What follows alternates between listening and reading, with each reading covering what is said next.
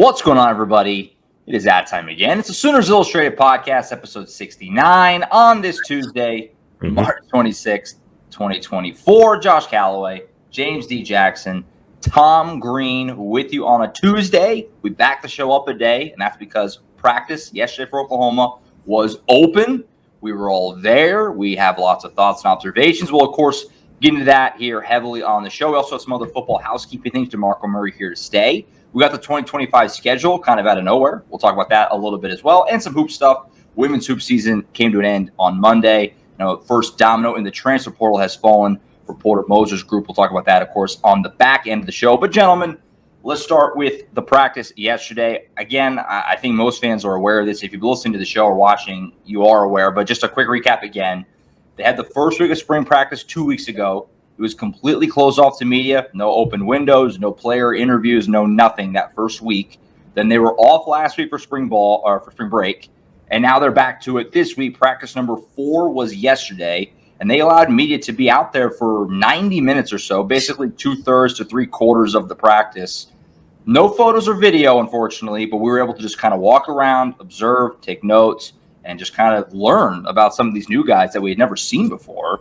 And now here we are. We're going to kind of break down and talk about it a little bit. So, guys, I'll open up the floor here. There's a lot of directions we could go. We were out there a really long time. I know you guys are the same way. I have just a heaping pile of notes that I took, just kind of jotting down everything that I saw, basically. Guys that look great, positions, whatever. Fire away. Tom, you want to jump in? You had the observations yesterday to our VIP subscribers. What was maybe the top 1 or 2 things for you that caught your eye?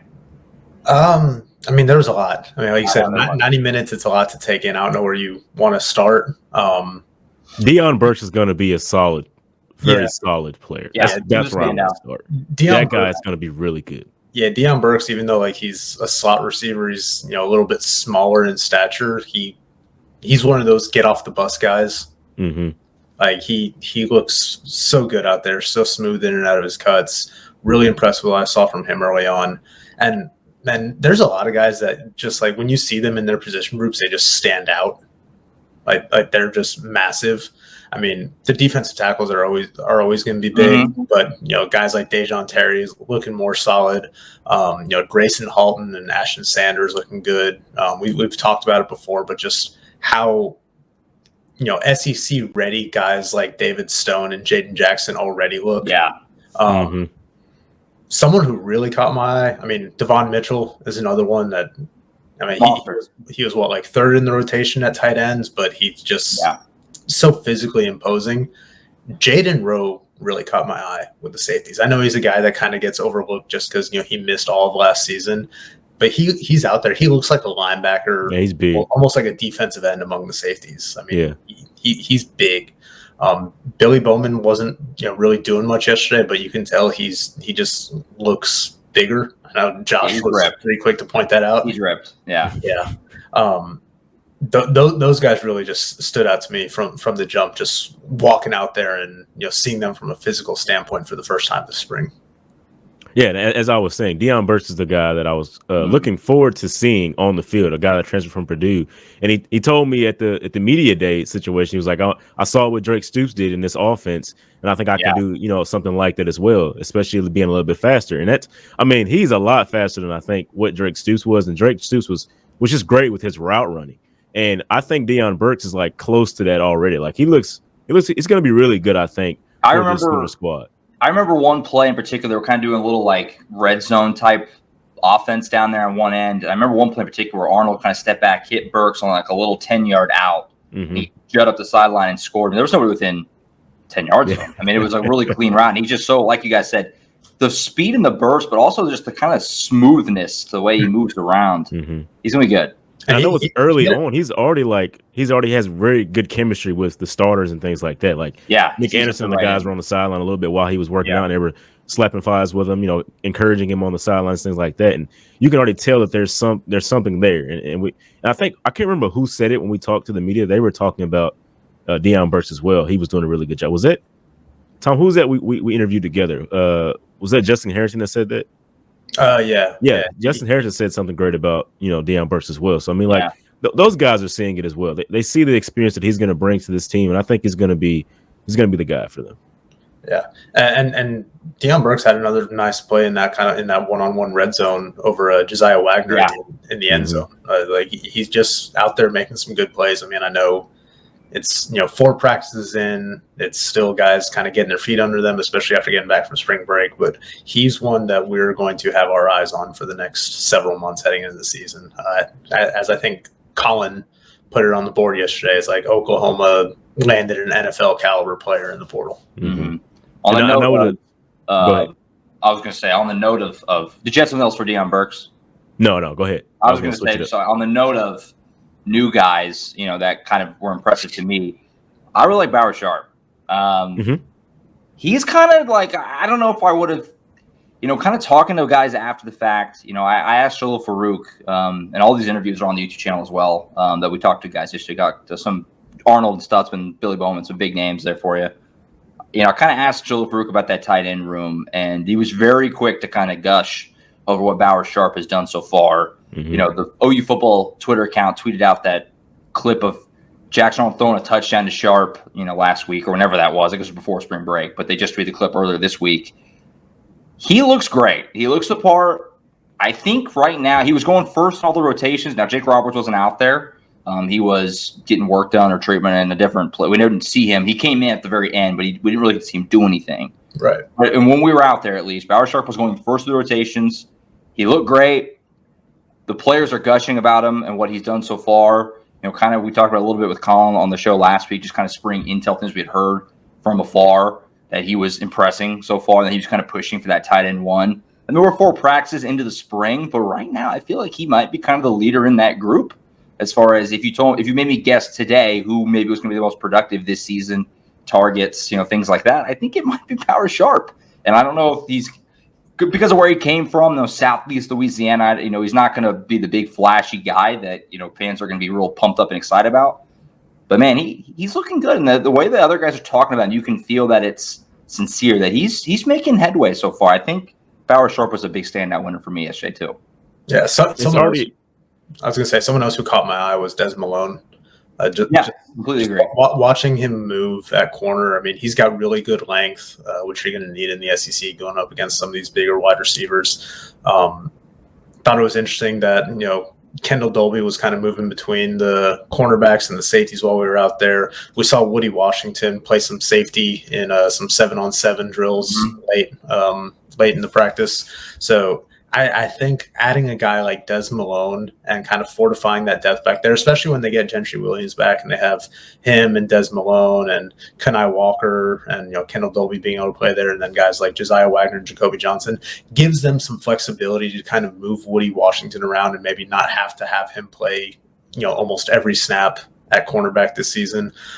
Give him some opportunities to be versatile and make impact elsewhere too. So Des Malone just, he caught my eye pretty early on in position drills. Yeah, I agree. Yeah, I was going to talk about that tight end room as well, Josh. I know you talked about Bauer Sharp, but I mean, it's already an improvement seeing that they have multiple guys that can play the position and be the starter at this point. I know we talked about it before even seeing the guys, but I mean, we kind of confirmed a lot of what we were thinking when we saw it out there with Bauer Sharp, especially running with the ones, seemed like for most of the practice there. What did you guys think about like special teams as well? Like, looking at that, I know the punt return is going to be a big question. Yeah. I know the kickers are going to be a big question. Weird group. What did you see? Because it was a little guys different. That were returning kicks, right? It was an interesting collection. Yeah, it was a big group of guys returning kicks, but I think that the top 3 that we saw out there all kind of make sense. Brennan Thompson, Deion Burks, and I think Jacob Jordan was back. Jacob Jordan was back there too? Jacob Jordan was back there too, but like the top 3 in the rotation were Jalil Farouk, Brennan Thompson, and Deion Burks, and then Jaquez Petway was in that mix too. Like I said, they're going to rotate a lot of guys back there to get them experience and whittle it down in fall camp. That's just kind of how it always is. You want to see who kind of has the natural ability back there. Obviously, guys like Farouk, that he's a capable person back there. Brennan Thompson, when healthy, get him on kickoffs and let him just use that straightaway speed. Punt returns were pretty interesting too. Trying to remember who was out there on punt returns. Because that group was pretty interesting too. That was Des Malone, Deion Burks, Eli Bowen, and Jacob Jordan was back there too. Eli Bowen, yeah. Mm-hmm. Interesting. And to know, Gavin Freeman was in attendance, but he wasn't suited up. He was out there. Yeah, he didn't have. We're not sure what. Yeah, there were a handful of guys like that. Nick Anderson was in that boat too. Billy Bowman, like we mentioned, Gieran Hatchett, who when we spoke to him at the media day, he had a boot on his foot, and he's still dealing with that. So he was limited too. But yeah, there were just kind of a handful of guys. And one other guy I want to mention that, obviously wasn't practicing, but Jacob Lacey, who had to medically retire. Exactly. Yeah. I was going to say that. Earlier this month. He's still out there. He's still very kind of involved with the defensive tackles. Saw him working with Todd Bates and just kind of overseeing that group of guys. So it's good to still see him around. I know Dejon Terry talked about how difficult it was to kind of have to swallow that news when Jacob Lacey came down with the blood clots again. But I mean, he's happy to have him around. I know those guys, enjoy having his, veteran presence and voice still in that room, even though he can't be with them on the field. Mm-hmm. And Josh, I know you said it like Tyler Keltner was going to be like he was leading in the kicking room, and it looked like that as well because I think he got the first kicks out there. We also saw Liam Evans get his kicks in. Neither one of those guys missed. I think it was like 34, 45 yards out. I think it's what they were shooting from. Yeah, so. I saw Evans. I wrote down, and I was kind of on the opposite end, but I wrote down that I saw Evans hit one from like 50 plus. Mm-hmm. So I don't know. Neither one of them missed. I watched their series. Neither one of them missed. So that was already a good sign. Yeah. Oh, I didn't see Zach Smith out there though. Did you? At Everest, Luke Elzinga popped the roof a couple times. Yeah, I saw that on the punters. Yeah. Zach Schmidt was one of the guys that kind of came in midway through with like Jake. He came some of the other guys that looked like they were getting treatment. Okay. Yeah. I didn't know if he was in class or something. I don't know how I was working with him. I didn't know what was going on. Yeah, right. With him. So. Yeah. As far as some other guys that just kind of stuck out, I thought Spencer Brown looked pretty good. A little bit I saw, obviously a lot of attention on him. Probably gonna be that other tackle across from Jacob Sexton. It was one play, but I remember one in particular where Caleb Hicks kind of broke through. Also, like Caleb Hicks looked pretty good, but he kind of broke through and had a big run. It was kind of created by Spencer Brown just completely gobbling up Ashton Sanders, kind of on like the edge there a little bit. Mm-hmm. We've heard great things about what Sanders has done this camp, but that was a rep that Spencer Brown won, kind of created that whole hole for Hicks, and he went and scored there where they weren't going all the way to the end zone. But I thought he looked pretty good. I thought Samuel Masigo and Lewis Carter, both, we talked about them making that year 2 jump. They both looked the part. I thought Kip Lewis looked a little bigger. And then one other one for me, PJ Adebore. I know there's a lot of attention on can he fill up that frame, which is just outrageous. He's getting there. He looked bigger, especially in the arms and like upper body. He's like we talked about Billy Bowman, he's ripped. PJ is as well. The legs are still coming along. They're a little probably thin for what he can hold, for how huge he is. But his arms, he's clearly beefed up in that regard. So I think fans will like that. Whenever they get a chance to see him in person, I think it was pretty apparent that he's been hitting the weight room. PJ looked the part as well. Yeah, and I think, flipping to the other side of the line of scrimmage, they kind of tweaked with the offensive line a little bit during, between drills and, from individual work to 7-on-7, stuff like that. Jacob Sexton got the first nod there at left tackle. He's obviously back there after, spending the end of last season at right tackle. But they rotated some guys in. I thought it was pretty noteworthy that, Heath Ozeda was the top guy at left guard right now. Mm-hmm. Yeah. Curious to see how that works out because obviously Gieran Hatchett's a guy they brought in to kind of fill that spot. Really impressed with Febechi Nwewu. He just looks like he's got that dog in him. Troy Everett still, seems to be the guy holding it down at center. I know, Josh Bates, we've heard some things about him making a push there. But, having that competition there is obviously good. You want 2 guys you can rely on, especially if one of them struggles. But yeah, I just thought it was interesting to kind of see them rotate through some, different 5-man units there with the offensive line while we were out there. I think looking at it, like one of the most beneficial, I think Josh had just talked about it, was like the drill they were running was like this inside run drill. Like it was a handoff to the running back on the inside. Mm-hmm. And so we got to see a full like offensive lineman versus defensive lineman with the linebacker unit as well out there. And I think that was really beneficial to see, maybe who's starting, who's coming with the second unit, who's how are they looking, and that was really good. I think Caleb Hicks looked the best as a running back in that group that performed in it, but I don't think all the running backs went through that drill. But Caleb Hicks looked the best.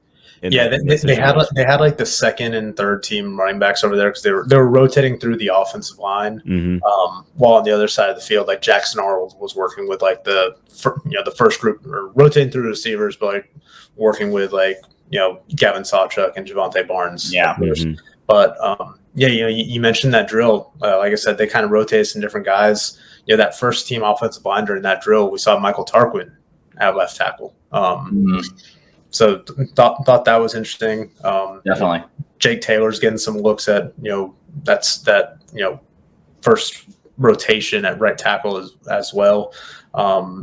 Just gonna be interesting to see kind of how that shakes out. I mean, we all have kind of our preconceived notions of what this offensive line should probably look like heading into the season, but it's still hands down the biggest question mark on this team, and something that Bill Bedenbaugh needs to figure out over these next 5 months heading into the year. Like that is going to dictate the ceiling and kind of the floor of this team.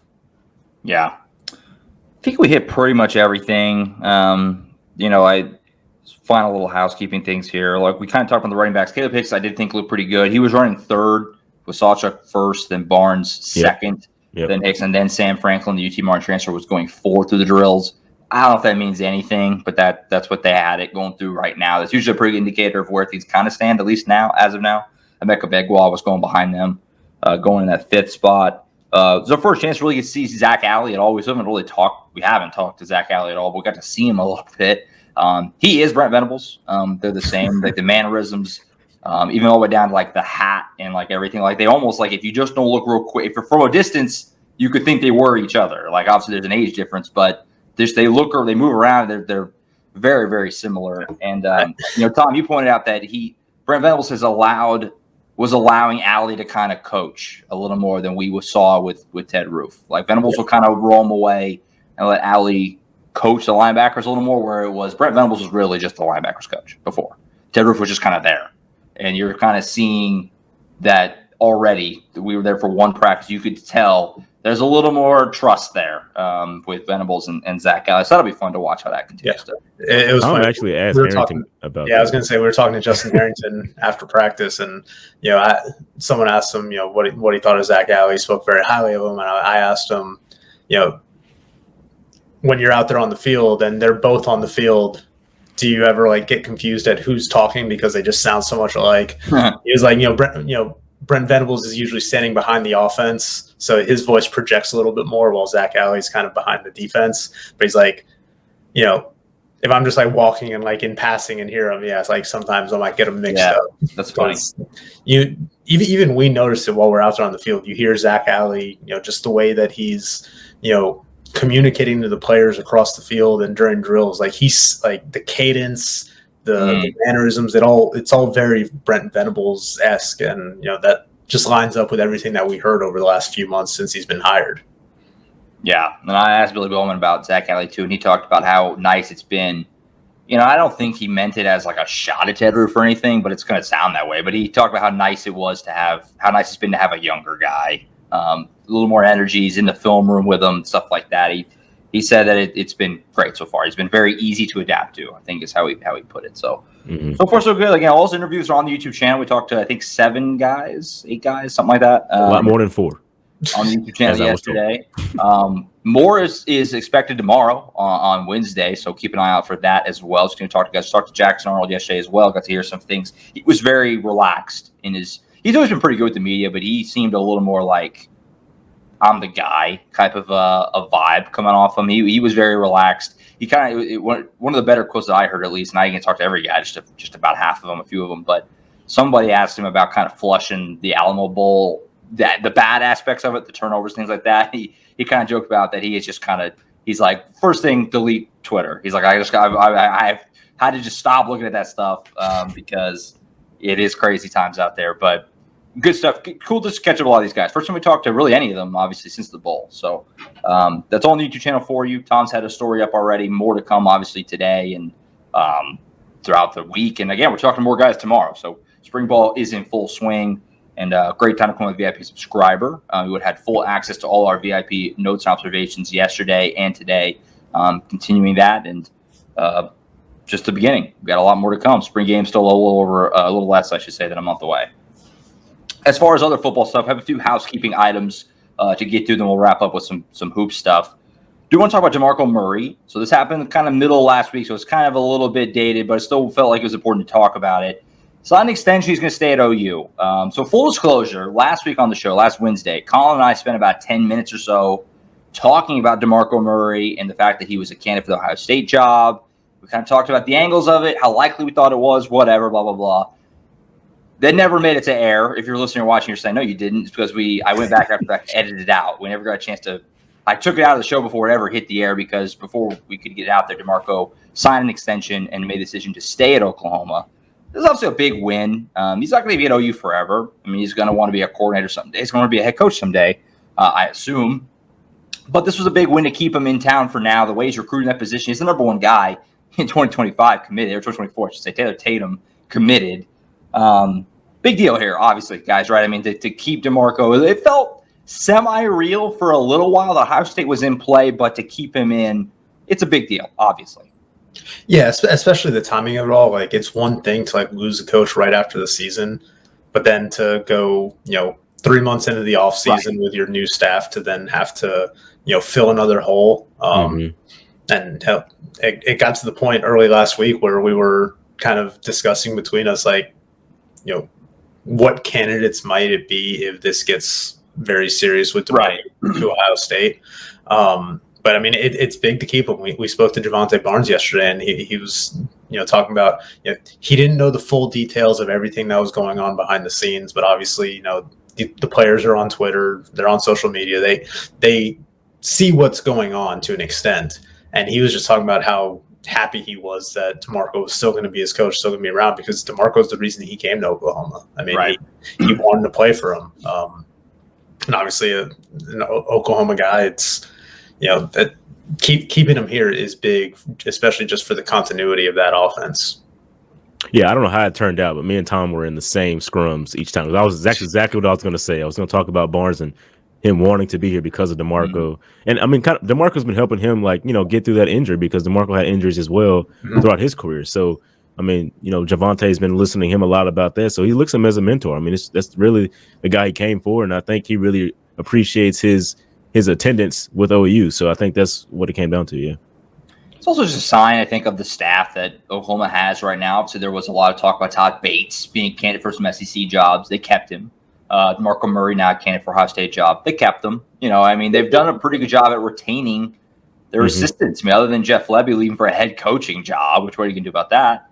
They've done a pretty good job at competing with other blue bloods and matching offers contractually or doing whatever they need to do to keep guys, which I think it's just a good sign about the overall kind of state of the program, investment, things like that. I think just on a macro level, it's just a good sign they're able to do. Because not that it would have been the end of the world if you lose DeMarco, but it would have hurt. And also just a little bit of a PR hit. Your running back coach, who's an alum, played at OU, leaves right before spring ball, during spring ball, to go to Ohio State, kind of like Tom was saying. So big deal in a lot of aspects to just make sure you lock that down, keep it in place. That running back room was looking like it's in good shape. DeMarco's recruiting at a very high level there. So just to kind of keep that momentum. And again, he's not going to be around forever. It's just, he's just not. That's not how it works. But to at least keep him around for another couple of years, 3 years, is a big deal. So yeah, and it is kind of funny how it all works out, because the entire returning assistant coaching staff back in January all got raises and extensions approved, and then fast forward to March, Bill Bedenbaugh and Todd Bates are getting even another extension, another raise, and now DeMarco Murray's getting one too. So at the very least, it is very good due diligence, and their agents doing a good job. They're doing well. They're doing well. The other thing that came out last Wednesday was the 2025 schedule. Now, this was not totally expected. It kind of came a little bit out of nowhere. It happened fast, but the 2025 schedule is out. Now, we don't have the dates yet for the SEC games, but we know the 12 opponents. So obviously we have a whole season before this, but I did figure we would bring it up on the show. So we know OU's schedule. I'll run through it real quick. The non-conference, they have Illinois State, Michigan comes to Norman, That's going to be insane. Temple, which is in Philly. Now, Temple comes to Norman this year. OU's going to return the favor next year, go to Philly, that's going to be crazy. What a trip that'll be. That'll be a lot of fun. And then Kent State comes to Norman in the middle of October. That'll be the kind of, random non-conference week that SEC play has.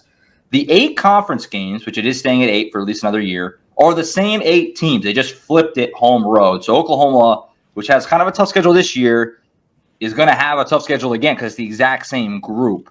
So and you add a Michigan. bit of a raw end of the deal there if you're Oklahoma. But any thoughts, I guess, on that? And do you like that? I think I would have liked it better if they had spread the love a little bit. And the teams OU didn't play this year, they played next year. I get why it's a lot easier just to do it this way. But I think OU, again, they're kind of getting a little bit of the raw end of the deal here because they got a tough draw in their first year. Now they get the exact same group the next year.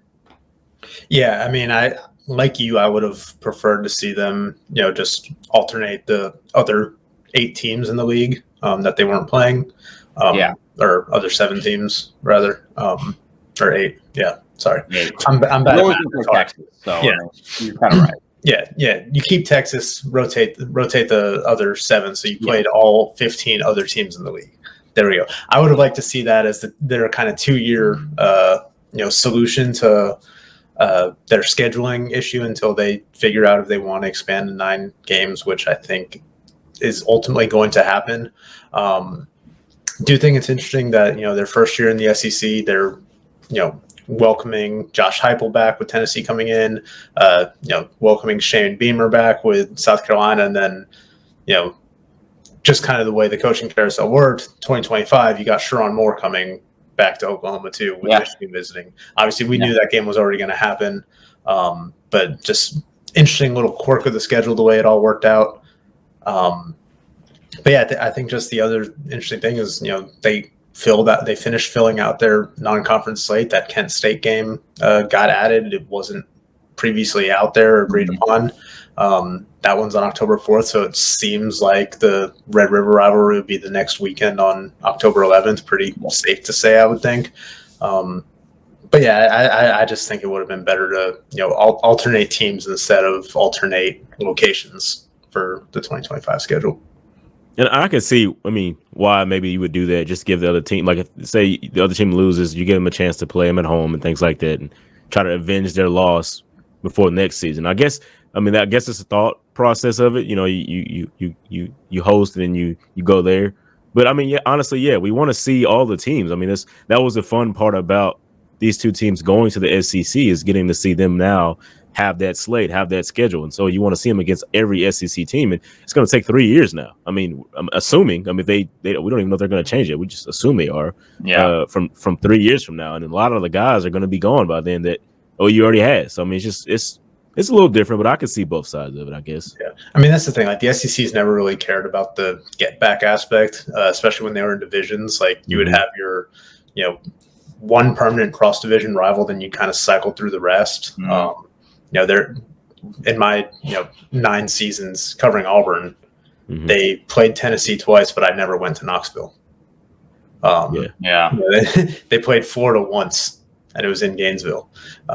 It's just kind of weird ways that the schedule would work out with the rotations. But now there's no divisions anymore. It doesn't matter. You could change up the schedule, man. Make it more interesting. Yeah, isn't it? I think the one that gets thrown around a lot because the SEC does get dinged for their scheduling sometimes, and I think the one that gets thrown around a lot. I could be wrong. I think it's that Georgia has never been to College Station, which like A&M has been for a decade. While. Yeah, over a decade now, and Georgia has never been to College Station. You hope that without the divisions and stuff, that would make some of that easier, like you're saying, but. Through 2 years, OU's missing Georgia. They're missing, obviously, a lot of teams. So, again, to be clear, the teams that they go on the road this year, Auburn, LSU, Ole Miss, Missouri, will all come to Norman. And then we'll go to Tuscaloosa, to Columbia, South Carolina, and then to Tennessee in 2025. So, Oklahoma does get the benefit of that. This year, they're kind of getting shorted a home game because the Texas game is their home game. That'll flip. So, they'll have 4 SEC home games in 25. So, they are getting the benefit of that as opposed to how it is this year. But Michigan at home will be insane. That'll be quite the scene. What a home slate to have Michigan and LSU both come to Norman in the same year, and obviously Auburn as well. That's Ole Miss. That's pretty good. So Exciting stuff. We still got this year to worry about first, but fun to look ahead a little bit. And that trip to Temple will be very unique and cool too. I look forward to that. Yeah, I'm actually curious to see what Michigan's going to look like at the time of 2025. Yeah. What are they going to look like? Are they going to be a powerhouse still? I mean, how's it going to play out for them? I mean, they're changing head coaches and things like that, and then having to recruit from that as well. Like, what are they going to look like? So that'll be fun. Then OU returns the trip to the Big House the following year. I think. Yeah. So that'll be insane as well. Obviously, the Strom Moore era. No Jeff Levy Bowl. We have to wait at least till year 3 to get the Levy Bowl. So what can you do? All right, shifting over to hoop stuff to kind of finish up here. We'll start with the women.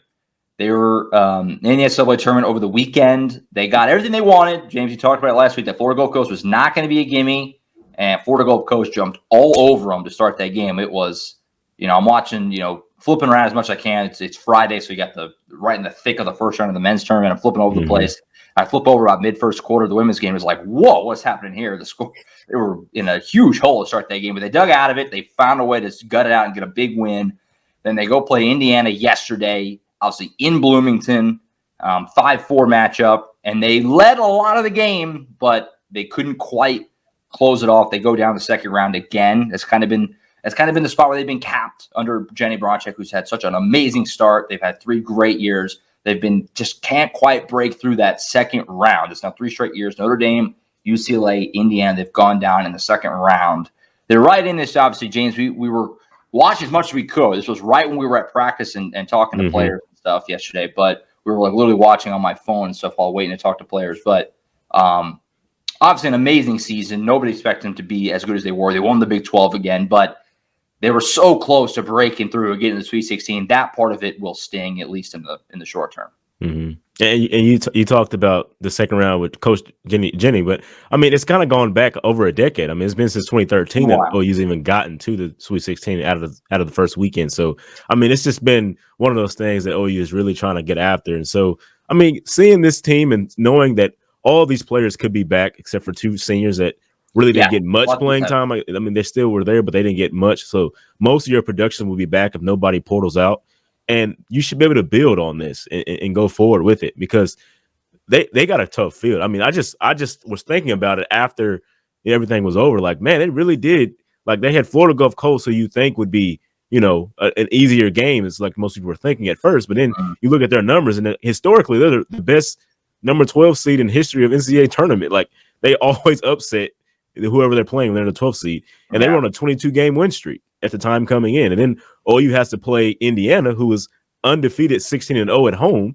They play them at home in their second round. And if they had beat them, they were going to play South Carolina, who was undefeated. So, it was a very tough field to be a part of. I mean, it was like you got the worst of it, I think. Like, winning the Big 12 regular season championship and things like that, it didn't seem like it helped too much because that was a tough field to be in. And I think OU did all they could. I feel like even looking at it, they still kind of overachieved in what we initially thought before the season, like the team that they were going to have. This team still overachieved. And they did really good. That speaks to coaching and how they were able to perform and pretty much go with what Jenny was able to put together. They were able to execute that for a lot of the season, which I think it was pretty good for them overall. Just overachieving, I think, at this point, and now getting to build on that. And now there's some expectations for this team next year, especially with this group coming back. It's going to be a lot different next year, I think. Yeah, and that's where that rough draw with the seeding that we talked about a lot, and the fact that they won the Big 12, and they were just a 5 seed, and that's where they kind of burned them, not being seeded higher and incorrectly. I get the non-conference happened, you can't just discount it, but you win the Big 12, I feel like you got to be at least a 4, and get up to that 4 line. But what can you do about it now? Obviously, and we'll see how they build. And like you said, tons of optimism, lots of reasons to be excited. They're bringing a lot of the team back next year. And so I think the hype train will be high for that team going into next year. They should have a nice preseason ranking. And so there'll be a lot of excitement about that team going into next year. I'm not sure how much like the OU gymnastics played a part in their seeding because I know we mentioned it a little bit, but then Coach Jenny talked about it again at the press conference after they lost. They were like, yeah, we had some, part in that not being able to host. Like it was something to it. And that's all she said to it. So it's like, okay, so maybe that gymnastics actually affected a little bit of them getting the 4 seed. I'm not sure if that's how it works, but that's you can infer that, I think, at this point in time. Right. Who knows? Great season, obviously. So close. So they led a lot of that game, but so close. Late in the third, up 7. Was that? Late in the third, up 7. We were watching on your phone, man. Good. Feeling good. We were kind of looking at like Albany a little bit there for a second. As far as the men goes, the portal is off and running. First domino fell yesterday. Otega Oweh hit the portal. Now, this was one, Tom, that was very expected, even before the season was over. I mean, just kind of the way Otega's year went, from starter, got moved to the bench. This one stinks because it from a perspective of his first year, he was so raw and he was just an athlete out there, just kind of making things happen. His jumper wasn't very pretty, things like that. But then when this year started, he looked like a different guy. I mean, it was really amazing how much he had progressed. And then just it seemed like as the year went on, he kind of fell more and more into those same bad habits that we saw the year before, all the way to the point that, again, he got moved to the bench, just didn't have the year that he was hoping for at all, or the year that he even got started off at.